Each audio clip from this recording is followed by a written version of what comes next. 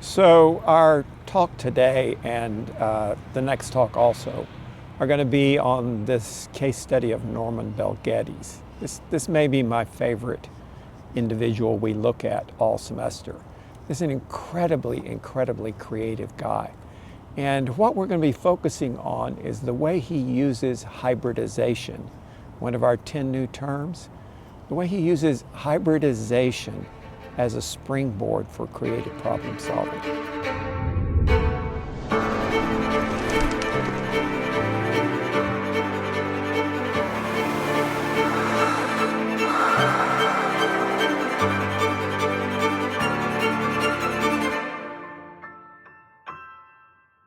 So this guy, Norman Bel Geddes, starts life very inauspiciously. He's born in Adrian, Michigan in 1894, and just an ordinary kid in a small town in Michigan. But he loves to draw. That's kind of his thing. Kind of a short, squirt kind of guy, but he's really good at drawing. And in the 9th grade, he does this cartoon of one of his teachers. This is not a teacher he's fond of. And this cartoon is so cool and so devastating that it gets him in really big trouble. And in fact, he gets expelled from school in the 9th grade, can no longer go to school because he did this drawing, this cartoon that was so powerful.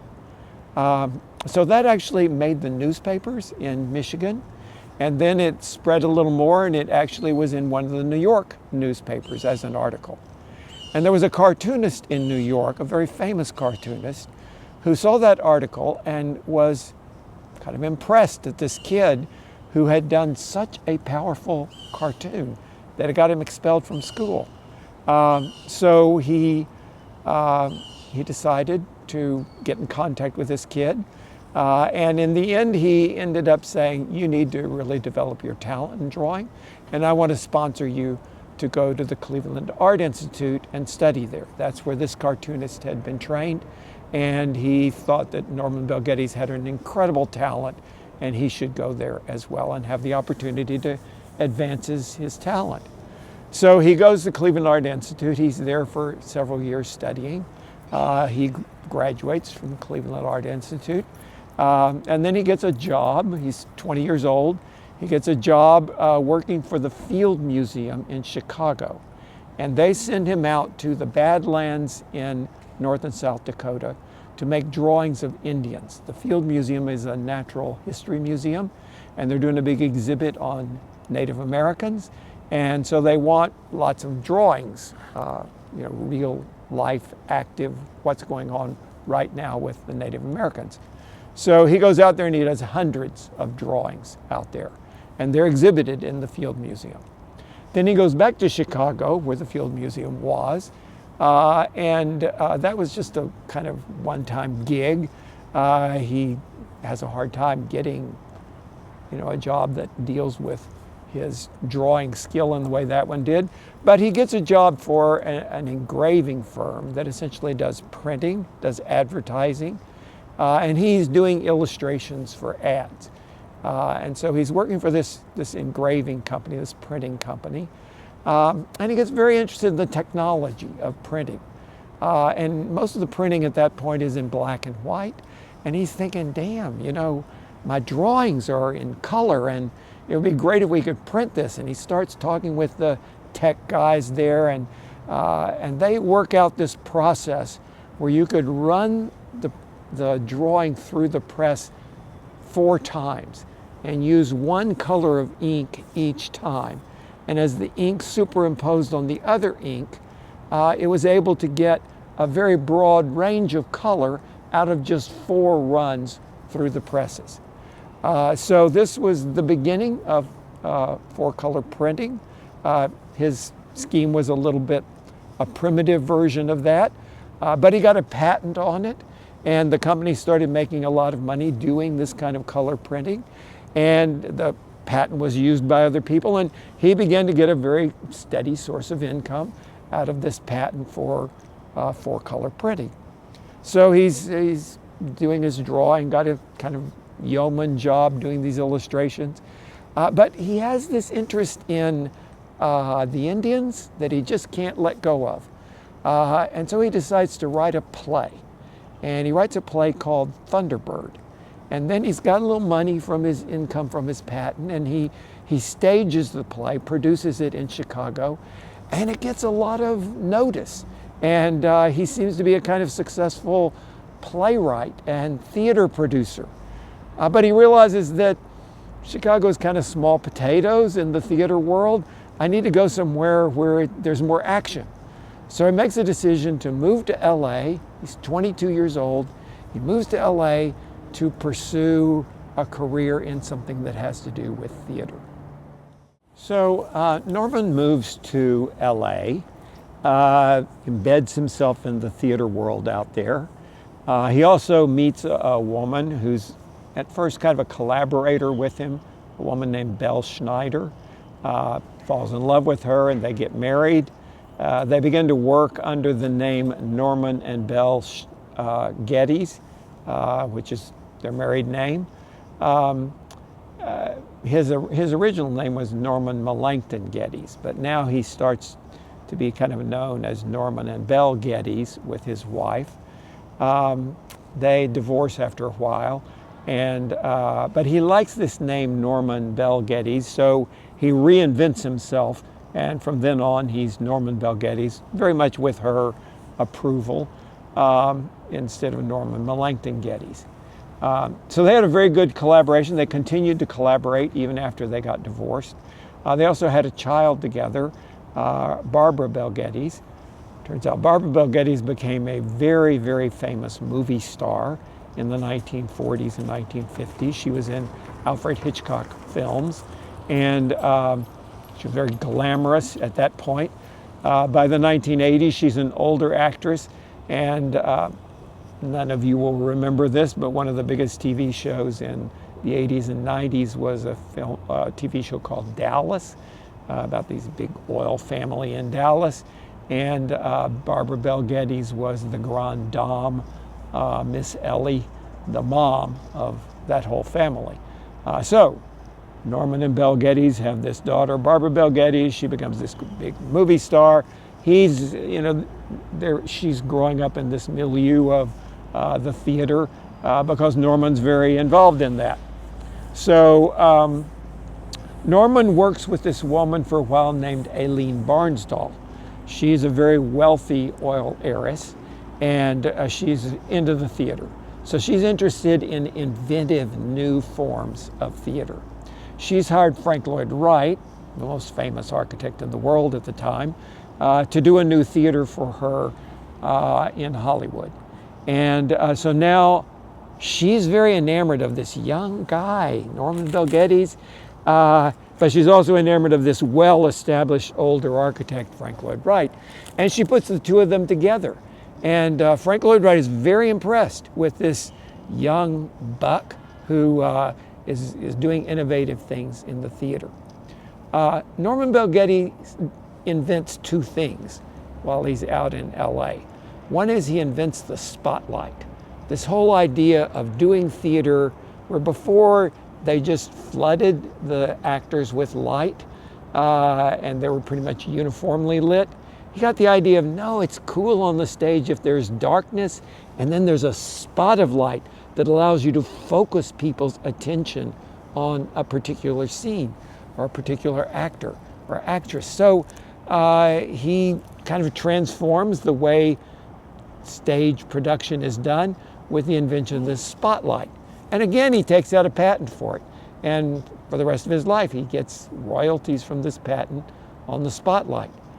He also invents this notion of theater in the round, where instead of the audience being like this and the stage and the production in the front, instead the production would be in the middle and the audience would be all the way around. And that got to have some currency then in the 1920s in LA, but also all the way into the 1950s where there were theater in the round groups all over the country. So he's making some fundamental contributions to theater. And we're actually here at the HRC, the Humanities Research Center here on the campus. And all of Norman Bel Geddes' papers and archives are here in this building. And they're here because we have one of the greatest theater collections and filmmaking collections. One of the greatest archives in the world is here at the HRC. And they have Norman Bel Geddes' archive because he made these huge contributions to the theater world. Now, as you'll see as we progress in these talks, he made a lot of advances in a lot of different areas, but he was significantly important in the theater world that his archive is in the Hoblitzell collection, which is theater archives here in the HRC. And I've spent many happy hours up there in the HRC rummaging through all of Norman Bel Geddes' work. When they first got the archive here, it wasn't long after he died. I was a young faculty member. I was interested in studying it.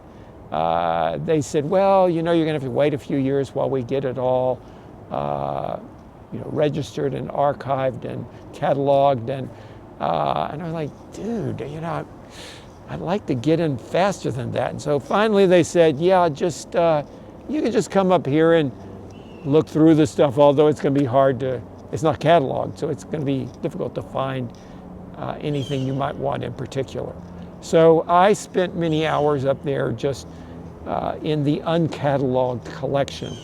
And at that point, it's in the theater collection, so right beside where I was working was Scarlett O'Hara's velvet dress that she made out of the curtains of Tara after the Civil War. And the dress is just sitting there, but it's right next to Norman Bel Geddes' drawings and in this very sophisticated theater collection in the HRC.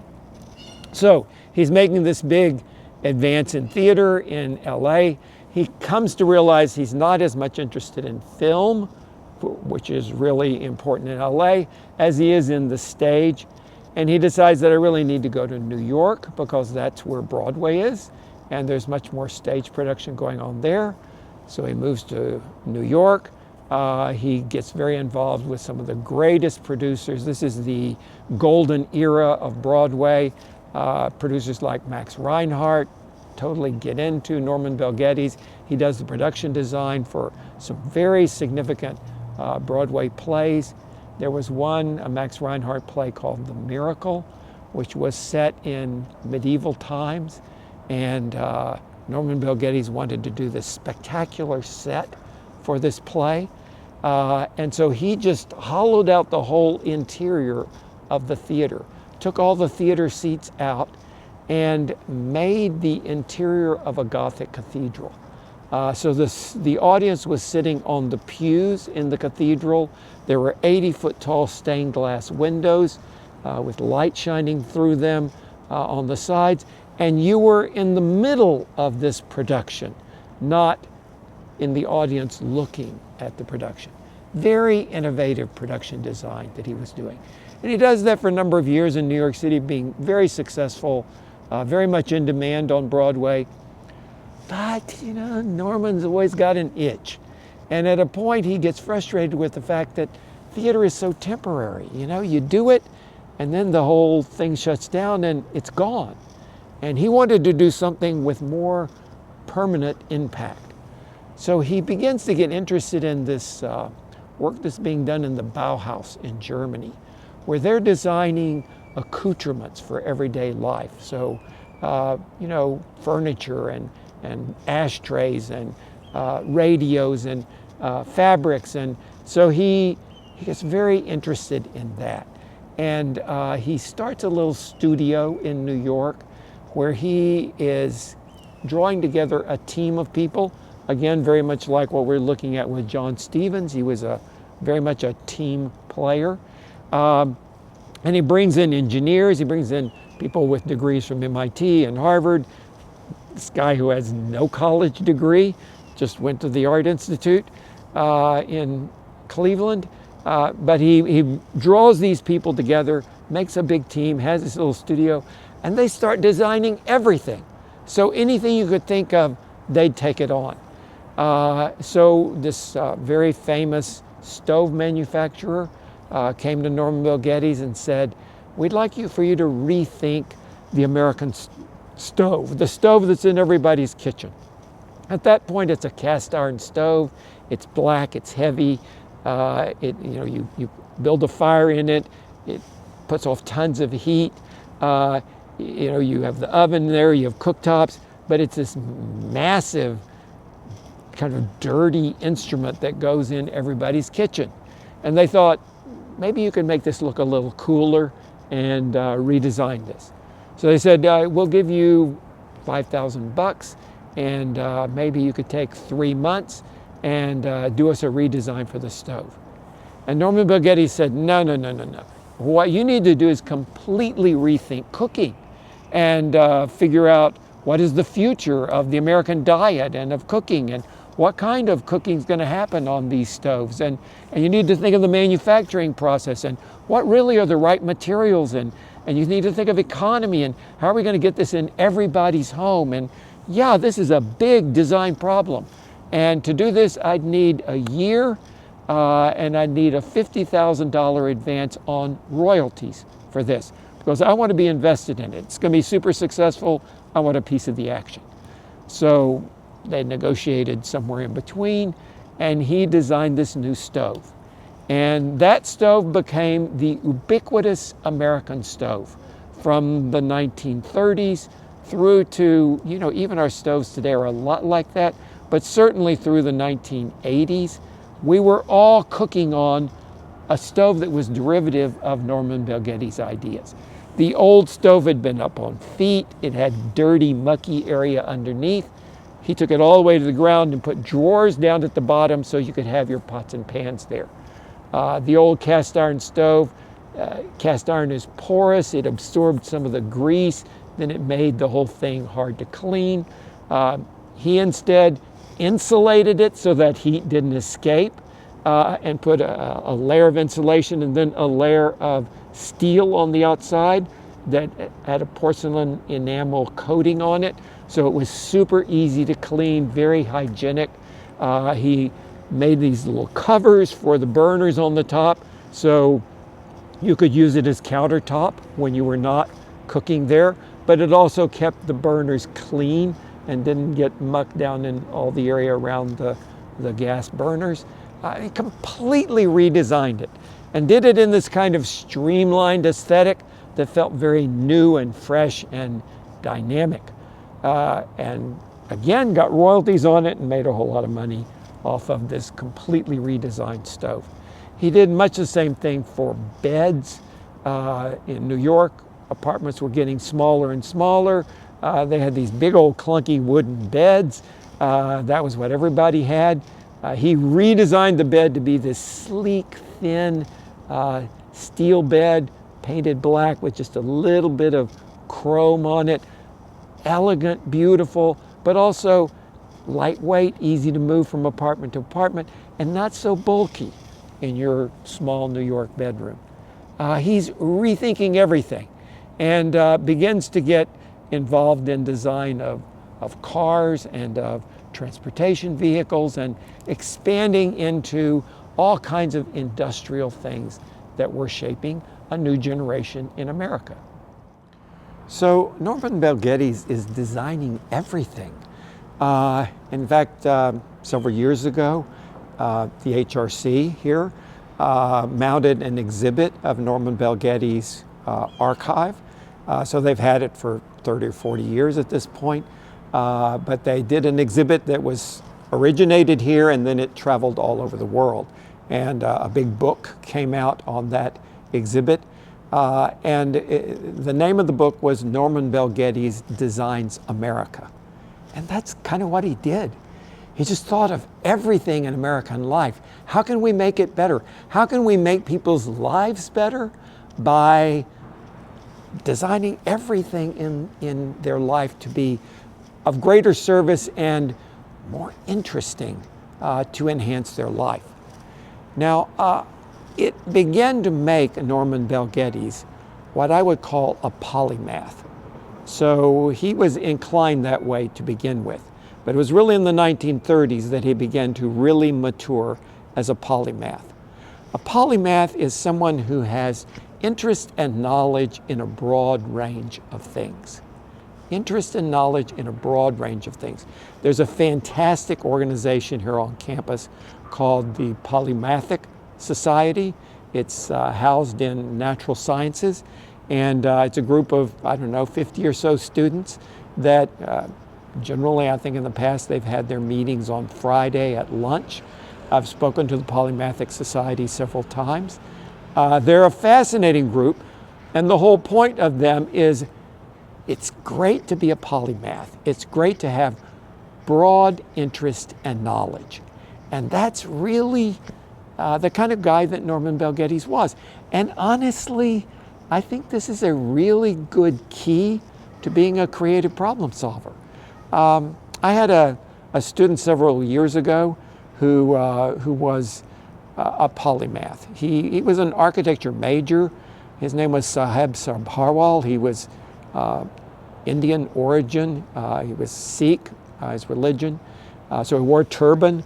And he was an architecture major, but geez, Saheb was interested in everything. And I mean, he was a fantastic Bollywood dancer. He was just interested in everything. And he actually was one of the 3 finalists for outstanding undergraduate in the entire university.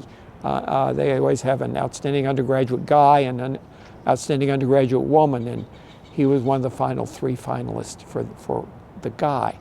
And I knew Saheb really well, tremendous guy. When he got out of school, he didn't join an architecture firm. He was interested in architecture and design and how it affected all kinds of things. He went to work for Anderson Consulting, and he went as kind of a troubleshooter in a lot of different industries, went all over the world with Anderson Consulting, stayed there for maybe 4 or 5 years.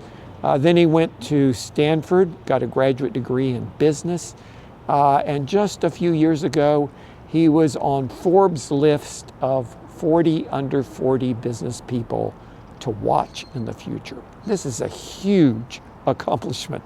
He's one of the 40 people in America under 40 that Forbes magazine says this is the guy to watch. And it's because Saheb is a polymath. He's interested in so many things, and like Norman Bel Geddes, it gives him the ability to see insights into everything that are broader than most people see. So, as I said, here at the HRC, they love Norman Bel Geddes. There are these beautiful depictions in the wall of the HRC here of different things in their collections, photography from the Depression era. This is photography, sort of stop action photography. They have a fantastic photography collection here. Lots of literature figures have their archives here, like James Joyce. And right here among all of these this is Norman Bel Geddes' car number 3 from 1933.